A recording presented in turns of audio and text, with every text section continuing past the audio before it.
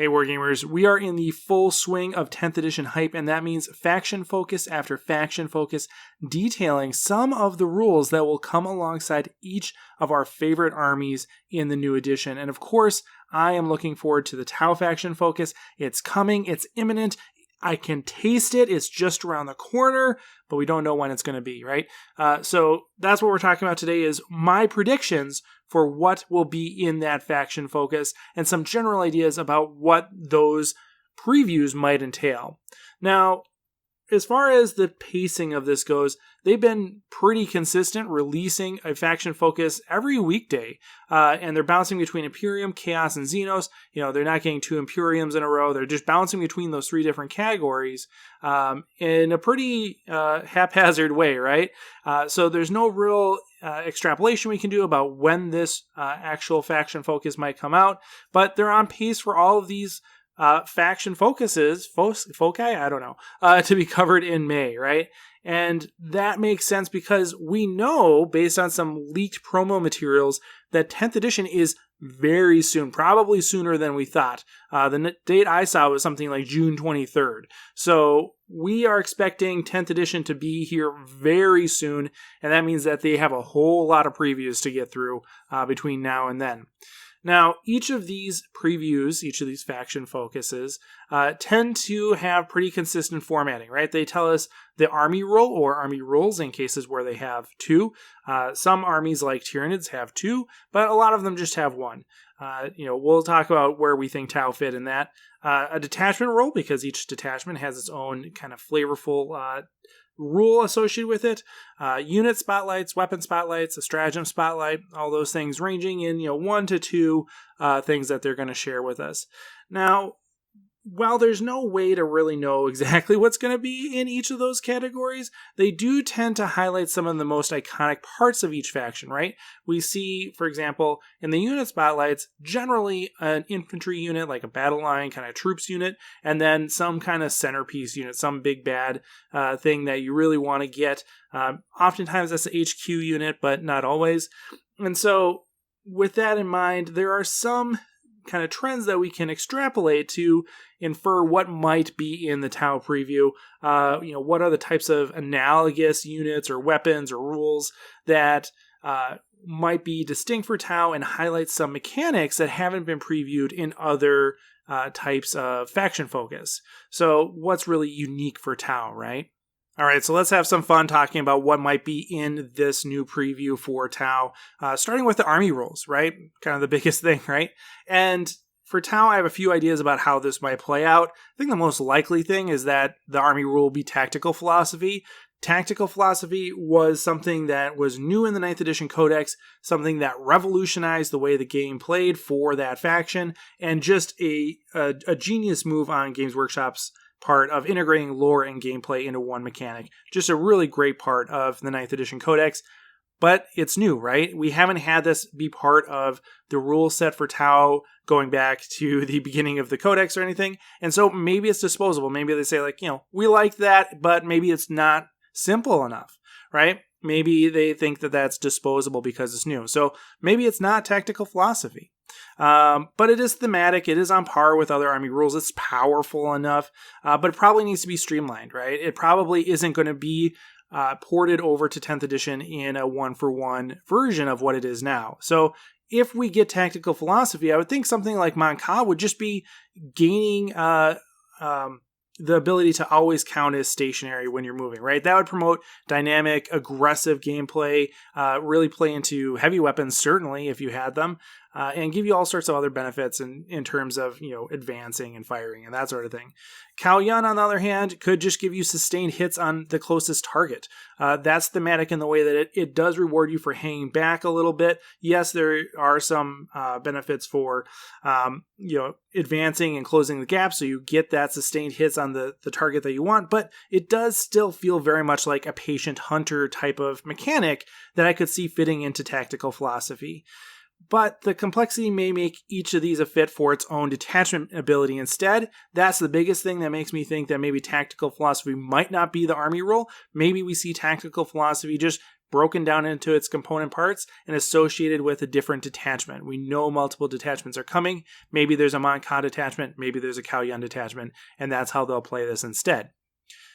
A close second, kind of a backup in case tactical philosophy isn't the thing, is marker lights. And this is something that I could see either being the army rule or a companion army rule in case Tau actually get 2, right? Marker lights seem like they would be a good fit here, but could also be incorporated into unit profiles, right? It could just be an ability that says, on units with marker lights, you can give a marker light token, and this is how it works. It's a quintessential Tau mechanic. It's been here since the beginning, unlike tactical philosophy. Marker lights are synonymous with Tau, and so they're going to be in the rule set for Tau in one way or another. Why not make them an army rule? And they are universally applicable. No matter what type of play style you have, you probably are going to want some marker lights in your list, and so it just fits a very broad niche for the army. It's simple and impactful, but not exciting, right? This is kind of what they're going for in 10th in some ways, right? Is they want strong rolls, they want simple rolls, and marker lights fit the bill for that. The drawback here, though, is, of course, that it requires specific units, right? You need to have Pathfinders, you need to have marker light drones, you need to have, Shazwi with marker lights, if that's still a thing. You need to have those units in order to make this really be an effective thing. And so that kind of pulls away from it being an army rule, right? That does make it feel very much more like a unit ability than an army rule as a whole. Unless there is some sort of like Manta marker light, right? Like you get to assign a marker light to any unit at the beginning of your command phase or something like that, right? Like you get some Manta support in that way. And that could be a thing. At that point, though, it starts to feel a lot like grudge tokens, right? We just had the preview for Votann. This would be very much like that, and that seems like not enough differentiation between the factions. They've already kind of shifted the Votann to be even more Tau-like based on that preview, and so I think they would not go that route in the name of faction identity. A long shot here for the army rule is For the Greater Good, or Focus Fire. It's gone by different names in the past. But For the Greater Good is an older staple ability, something we had seen repeatedly in earlier codices before they got the breath of fresh air that was 9th edition. But it really was a lackluster addition to gameplay. It allowed for units to overwatch for each other if they were nearby, or for free, all sorts of stuff like that. And it just encouraged static gameplay. It was, basically encouraging people to turtle and get charged, and it was just a boring trap. I didn't think it was a good idea. I didn't think it was a good mechanic for the game, and they got rid of it, and I was happy. And so I hope it doesn't come back. But if they do bring it back, it would be pretty different, right? We know that Overwatch now is much more of a reaction thing, kind of like in Horus Heresy. You can do Overwatch via a universal stratagem, a core stratagem, that allows you to fire Overwatch outside of the charge phase. You can do it in your opponent's turn, but it doesn't have to be when you're charged. So there is an opportunity there for the greater good to fire Overwatch in a more dynamic way that doesn't necessarily require you to be charged and is less of a kind of trap choice. So there's some revitalization that could happen there. Maybe if For the Greater Good returns, it allows you to fire Overwatch for free for multiple units under certain circumstances. So, maybe when you use Overwatch, you get to pick 2 units instead of 1 or something like that if there are 2 units that are close by. Again, I think that's pretty underwhelming if that's how it plays out, right? Like, hey, your army rule is you get to choose 2 units if they're next to each other to use Overwatch on. That's a tough sell, I think, but it would potentially give you layer upon layer of shooting, which is Tao's thing, right? You would shoot in your turn and in your opponent's turn using Overwatch. You'd be burning through CP like crazy unless it's for free. But yeah, that could certainly be a thing. I hope it's not, but it's in the cards. I think it's a possibility. The next thing that they're going to preview is going to be the detachment rule. And in order to understand what the detachment rule is going to be, we have to take a guess at what the detachment is going to be. What's the theme? What's the playstyle they're trying to go for? And almost certainly it's going to be like a Tau Sept Hunter cadre. It could be like a Farsight Battlesuit cadre thing too, because they have the new Farsight model. But I tend to think that the more general Hunter cadre is going to be a more universally useful detachment. And so that probably is going to be the way it goes. That's going to be your basic Tau fighting force, can accommodate lots of different types of builds. It's not going to be just about battle suits. It's going to be about whatever you could possibly bring in a Tau list. And those more specialized detachments like the Farsight Battlesuit list, that's going to be something that comes in the Codex, if at all, right?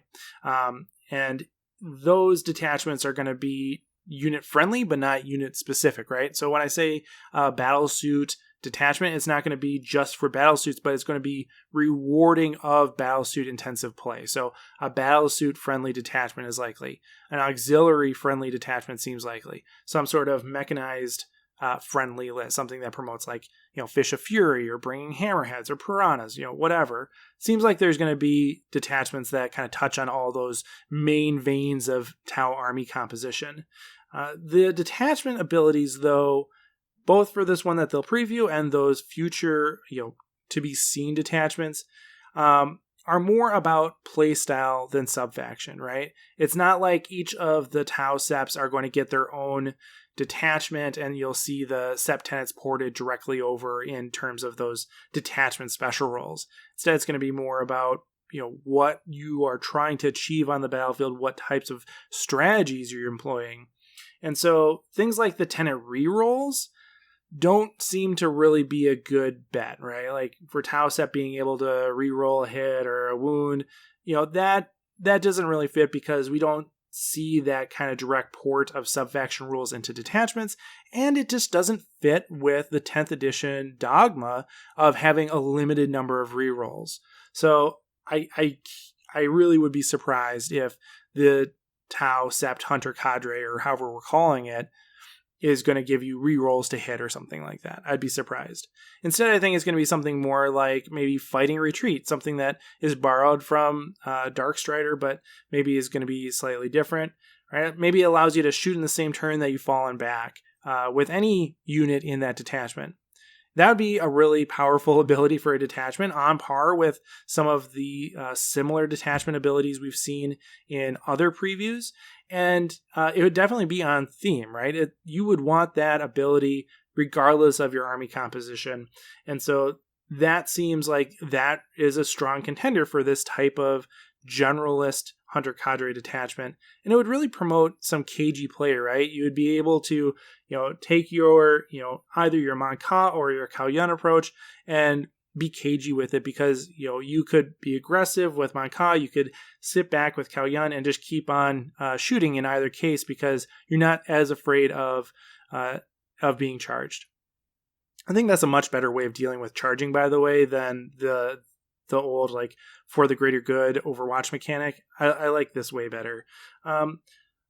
Maybe, if not that, something like Talcerabond. Again, I'm just having fun talking here, guys. This is for entertainment purposes only. I don't have any special information. There's not a guy feeding me rules or anything. I have the same information you do, just to be clear. But, Talcerabond, bonding knife ritual. Maybe, objective control values are increased by 1 for units when they're within 6 inches of a friendly unit. That'd be bonkers, right? If you had 2 Fire Warrior units sitting on objective and each of them have an additional OC, you're counting each of them for 2 models instead of 1 probably. That's pretty awesome, right? And that still is on theme, right? It goes with the idea of fighting with your fellow Firecast Fire Warriors and doing all that sort of thing. I think it's thematic, but it's not particularly flashy, but strong. I don't know. It could encourage aggressive objective play, where you really are just trying to grab those objectives and get your guys on top of them, more than normal. And in particular, having groups, having kind of subcomponents of your detachment acting on these things. That feels like a thematic thing that seems like a powerful ability. And so maybe something like that could be the detachment rule. The next thing that they're going to preview is the unit spotlight. And the unit spotlight and the weapon spotlight, both of those are things we know what the options are, right? The army rule, detachment rule, that's wide open. But we know what's in the codex. We know what the options are here. So the unit spotlight, the weapon spotlight, we know what the options are. I'm going to take a stab at what I think it's going to be, right? That's kind of the name of the video. But we could go on, kind of evaluating every single option that we know about here, right? And I'm not going to do that, but we could. So for the infantry unit, I feel like it's probably going to be strike teams. Going into 9th, they previewed strike teams, and that's because strike teams give you a good sense of the basic stat line. They're kind of a bellwether for the faction. And so, the strike team being the infantry choice here seems, probable. It's going to tell us, we're still hitting on 4s. We're, OC1, or maybe we're OC2. I don't know. Maybe that's what For the Greater Good does. I don't know. Right? Like that sort of thing. We're going to get a basic idea of what Tau look like in 10th as a whole. The actual individuals, like the people, what they look like in 10th in terms of their stat line. It's going to tell us what pulse weapons do, right? If there's any sort of special pulse keyword or something like that, we'll get an idea of what that does. I'm expecting both their stat line and pulse weapons to be mostly unchanged. That includes a -1 AP on pulse rifles. I'm hoping that the thing about Tau weapons is that they've largely retained their kind of elevated AP values compared to the rest of the factions. I hope that's the thing that makes them kind of distinct. Maybe we see things like plasma rifles get tuned down a bit. That seems reasonable. But, pulse rifles having -1 AP seems fitting, right? It kind of fits with the way that pulse rifles have historically, not always, but often been kind of this step above the rest of the battle line units weapons. So I think that's possible. It's going to tell us about how turret abilities work, right? How, right now you throw the turret down and it does this thing. Is that too complicated? Is the turret just going to basically move with you? Just as essentially as a drone? Is that the idea? Or is there something else going on? It's going to tell us about how drones work, right? Basically anything they put here is going to tell us about how drones work, and that's super important, including how specialist drones work. I'm assuming that the drone mechanic is going to be almost exactly the same as is now, right? They're just ablative wounds that provide either additional weaponry or some special war gear, or like a special rule in the case of like Guardian drones giving you a 6-up invulnerable save. That seems reasonable. I don't see any reason why that would be outside of their simplified but simple mantra. So I'm hoping that that's basically how it goes.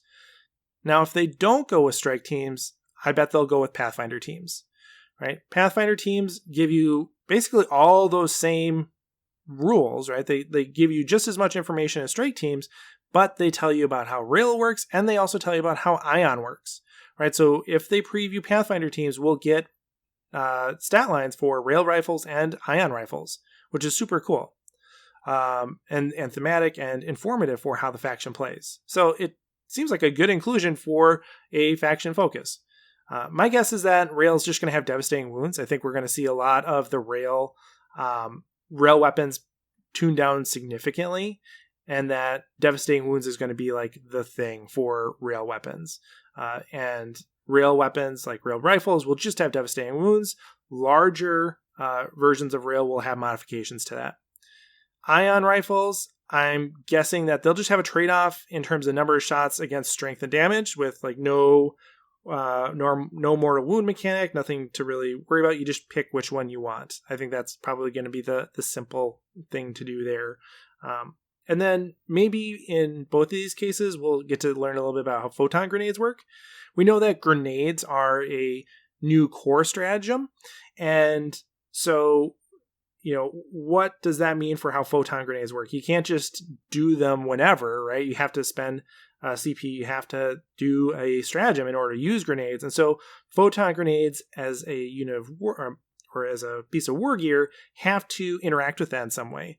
So my guess is that photon grenades is just going to be a unit special ability that is like -2 to movement when you use the grenade stratagem with this, with this unit, or maybe having movement when you use the grenade stratagem with this unit, or something like that. That seems reasonable. Or maybe it's going to be like -1 to hit if you use the stratagem. Whatever. I think the movement mechanic is really cool and something that fits with the Tau gameplay more than just like -1 to hit. So yeah, I would hope that would be the way it goes. Now, for the centerpiece unit, I have a hard time seeing it being anyone other than Farsight, right? They slighted us with the new model release, not having any new rules. People are thirsty for the Farsight rules. I think this is where we're finally going to get a drink of water. I think they're going to show us the Farsight rules, especially because of how he was overlooked in Arcs of Omen, but he's also just a really useful preview for us to give us, right? It's going to give us some idea about how battle suits work in this, souped up kind of obscured version, right? Where it's going to give us an idea how battle suits work in general, but it's not going to give us the specific preview for crisis suits or stealth suits or ghost kills or riptides. It's not going to give us any of that, right? It's just going to give us that for Farsight, and so we're still going to have some mystery about how crisis suits work. I still think my homebrew rules that I did a little while ago, check out the video if you haven't seen it already, I think they're still a decent guess for what this guy's going to look like. I'm assuming there's going to be some rule to augment crisis suit units that he joins, right? He's going to be a leader. He's going to be able to join crisis suit units, and there's going to be some benefit for that. And one of the big things that has me curious about the loss of sub-factions is what is going to happen to Farsight, because, historically, he doesn't play well with others. You don't see Farsight and Anva in the same army list. I think there's a good chance Anva is no longer in the codex going forward, but still, you get the idea, right? Like, are there going to be restrictions on which types of detachments he can join, or if Farsight is in your detachment, you can't have characters XYZ in it or something like that. If it's not Farsight, I'm going to be super disappointed, but Darkstrider seems like another good choice, unless they do Pathfinders as the infantry spotlight. I think Darkstrider would be a good choice if it's strike teams. You have Darkstrider there. He both complements strike teams in a way that you can see some potential for interactions between the two units that are previewed. But also, if it's strike teams and Darkstrider gives you more of an insight onto how marker lights work. So again, it's dependent on what combination they want to go for here. But I think Darkstrider is a good runner-up in case Farsight isn't it. Darkstrider probably, his structural analyzer is just going to give them like +1 to wound or something, right? Something simple like that. Longstrike, I think, is in a distant third. But again, if we're trying to preview a centerpiece unit that is, formally an HQ unit and something that is going to tell us, yes, about that character, but also a little bit about something else, Longstrike is a good bet because he's going to show us how he works, but he's also going to tell us about how hammerheads work. And this would be a great kind of sneaky way to insert a railgun preview. We know railguns are going to be strength 20 because of earlier mention in Warhammer community. My guess is that their devastating wounds are going to be like on a 4-up. Instead of requiring a critical hit, you're just, you get a crit on a 4-up or you get it on a 3-up or something. And so it's always going to be doing a lot of damage whenever you hit, just like now, but using different mechanics. I'm also guessing that Longstrike is the only character that isn't a leader, right? All of our other characters are probably leaders. And if Longstrike is a leader, that's going to be kind of wild because it's going to suggest, I think, that hammerheads come in squadrons. Otherwise, what else is he going to join, right? You're not going to you could have Longstrike with a bunch of piranhas. That'd be kind of funky. Cool, maybe. But yeah, if Longstrike is leader and can join units, that means we got to have hammerhead squadrons back, which would be cool. The second and last thing that they're going to show us is the weapon spotlight. And this, again, is very dependent on what they've already shown us in the preview. They're not going to show us the same weapon in a unit profile and also as a weapon spotlight. That'd be redundant and not worth anybody's time. So they're not going to just repeat the same thing that we already had in the data card. Here, they're going to probably pick from those flashier, more discussion-worthy things. So Railgun seems like a really good fit here. You don't have to get into Hammerheads, you don't have to get into Log Strike, anything like that. You can still do your strike teams, you can still do Farsight, and then bam, throw Railgun in here to give us a preview of how Rail works in general, but also specifically kind of the iconic big bad weapon of the Tau Empire. So I think that's probably going to be the preview, especially because they already teased that strength 20. They're going to finally tell us more about it other than that. The plasma rifle, probably not going to be previewed. It's, I have a soft spot in my hobby heart for the plasma rifle. I've always been a plasma rifle fanboy, and so I love knowing more about plasma rifles, but probably not, especially if Farsight is the spotlight, considering he has his own plasma rifle. And again, it's going to be showing us Farsight is going to be an obscured version of the more general unit profiles and weapon profiles. So his specialized plasma rifle will give us some idea about what plasma will look like, but not exactly. And so here, though, if they either show us Farsight or the plasma rifle as the weapon spotlight, I'm really curious about what AP is going to be, because again, they're generally tuning AP down, it seems. Another probably good choice, probably a better choice than the plasma rifle, would be the ion accelerator. Again, like the railgun, this showcases the ion mechanics and gives you some idea of things about like the Riptide and the Hammerhead, how they can work without having those be unit spotlights. So the ion accelerator also seems like a really good choice. I think railgun, ion accelerator are probably the most likely things.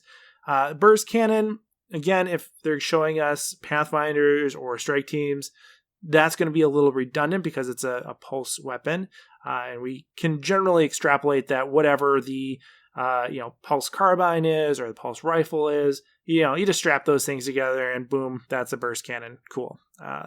But it would be a good alternative to show how AP and range really perform in 10th edition for the Tau if they don't give us information about pulse rifle for some reason. Smart missile systems, we've already seen indirect fire rules, so that's probably less influential, but it is a big question for us going into 10th, right? Smart missile systems, major component of like broadside identity. Really would like to know more about how smart missiles are going to work, if there's going to be some special modification that they get for Tau, anything like that to deal with indirect fire, or are we really just sitting at this kind of baseline of indirect fire being not the most punchy option, let's say, right? Fusion Collider, a good runner-up for railgun, ion accelerator. Fusion Collider gives us some idea of what the Ghost Kill is going to do, tells us more about Tau Fusion, so I could see that. I think probably just like the standard Fusion Blaster is going to be more likely because it's a more universally or more commonly used weapon. And if they're doing something funky with Tau Fusion, that would be a really easy way to demonstrate that without having the specificity of it, the Ghost Kill loadout. The Pulse Blast Cannon, that's something they previewed going into 9th. Big flashy weapon. Certainly drives some discussion if they give us that, but I really have no idea what that stat line is even going to look like in 10th because of how the numbers are just kind of all over the place. So, assuming the Pulse Blast Cannon has blast, that's my hot take. And no, like the Pulse Blast Cannon, Pulse Driver Cannon, either one of those, probably has really high strength. That's about all I got. I don't know. I don't know what else to say about that, but it would be a good thing to show us if they wanted to drive some discussion without getting into the railgun or anything like that. Yeah. So who knows what the weapon spotlight's going to be? I'm betting railgun or ion accelerator though. That's where I'm putting my money. All right, and then finally, they're going to show us a stratagem, probably. And in some ways, this is the part I'm most intrigued by because it's really, there's so many options that they have here.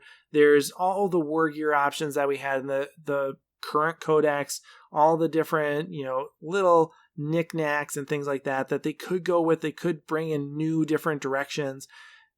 So there's lots of different things that they could do here. And whatever they do is going to be essential to gameplay, right? It's going to tell us a lot about how they want Tau to work because the stratagems are so few. They are precious. They are meant to be fundamentally influential. And so the stratagems, are just as big of a part as, the army rule or anything else.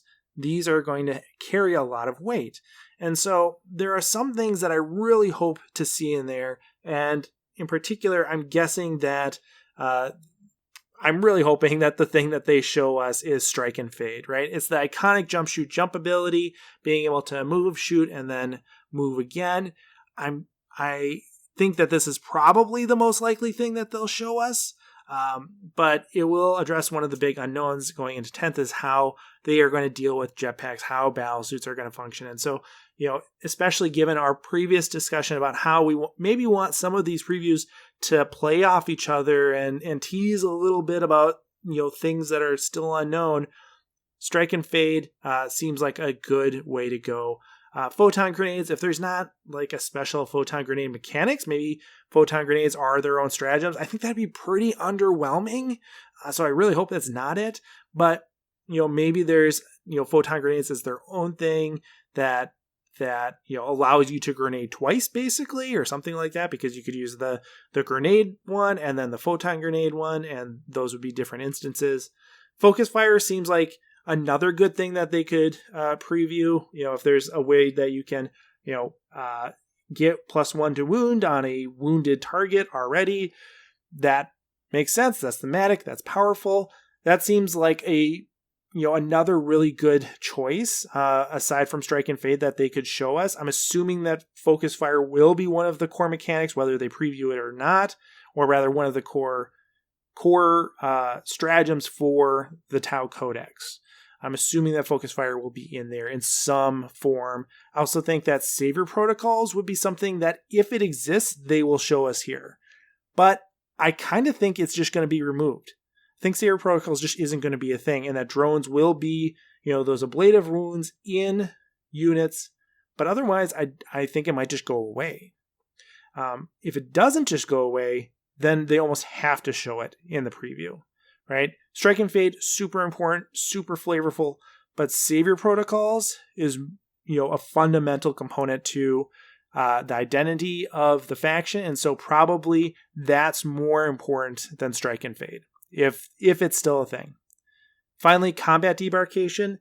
That was a fantastic stratagem that brought a totally new, not a totally new approach to Tau, but certainly a new approach to playing Tau competitively in 9th edition, right? And so Combat Debarkation could be another really cool one. I remember when the 9th edition Devilfish preview came out, we learned more about how Devilfish work and just how much of a Swiss Army knife that transport was. I really hope it stays. And, if they want to get the Fish of Fury hype going again, they probably are going to show us something like that. But again, I really hope it stays. I won't be disappointed if they show this to us, but I don't think it's the most important. I think the number 1 and 2 things that they could show us are going to be Strike and Fade and Savior Protocols. Those are where my money's on for Stratagem's Spotlight. But again, I think Savior Protocols probably just is going to go away. I think it's just going to go away, and I know people are going to be sad about it if that's true. But it's probably not as big of a deal as like having Strike and Fade or some of these other things too. So yeah, that's my guess for the stratagem. Let me know what you think overall. I know this is kind of a long, twisty, turny, maybe rambly video, but again, just for fun to talk about what might be coming and some initial thoughts about what those might actually look like in text. So let me know what you think. Did I totally miss the mark? Is there something I overlooked? Is there something I got wrong? Put it in the comments. Let me know. As always, thanks for watching and happy wargaming. Hey everyone, thanks for watching. If you want to pick up one of the Invasive Wargaming models before they become unavailable, head on over to the Invasive Wargaming Etsy store in the description below. Also, if you like this video, you should know that it is made possible by my kind sponsor, the Magnet Baron, as well as the excellent folks over on Patreon. If you want to support the channel, you can certainly hop on over there and join our community. Special thanks to Shifty, Durza, Everett Keller, Stephen Cowan, Jack Inacker, Jared Egler, and Scott Heater.